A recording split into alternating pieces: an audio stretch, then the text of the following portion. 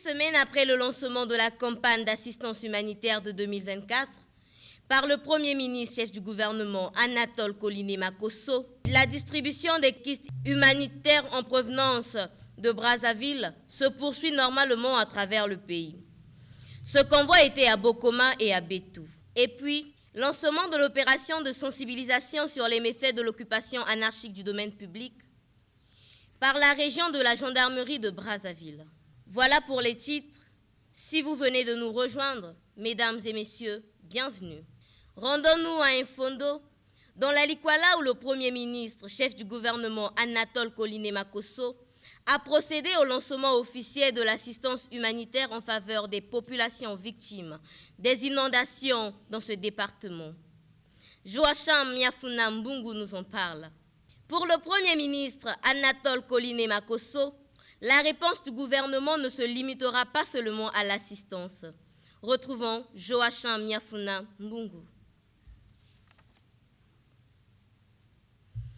Le convoi d'assistance humanitaire du gouvernement aux populations victimes des inondations de lac Soubangui est arrivé à Bétou ce matin, au 9e jour de son départ de Brazzaville. Dans ce reportage, nous vous proposons de suivre les différentes étapes d'assistance humanitaire des sinistrés des districts de Dangou et d'Egnilé, Alexis de la Rivière,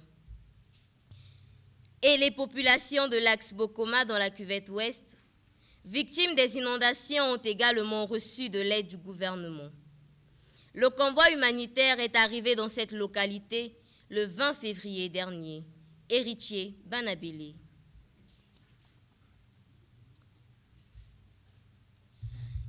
Suite à la tornade qui a ravagé les villages Ipeñé, Mouyala, une délégation des membres du comité de crise conduite par le sénateur Jean-Valère Bani est allée apporter l'aide du gouvernement aux victimes.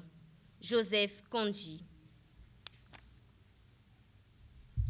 Parlons à présent, comme nous l'avons dit en titre, du lancement ce vendredi de l'opération de sensibilisation sur les méfaits de l'occupation anarchique du domaine public, couplée au déguerpissement des occupants anarchiques du domaine public par la région de la gendarmerie de Brazzaville.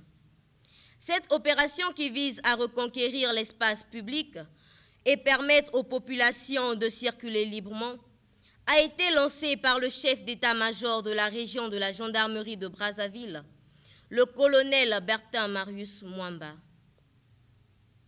On fait le point avec Nif Avourondi. C'est la fin de ce journal. Merci, mesdames et messieurs, de l'avoir suivi et merci à l'équipe en régie.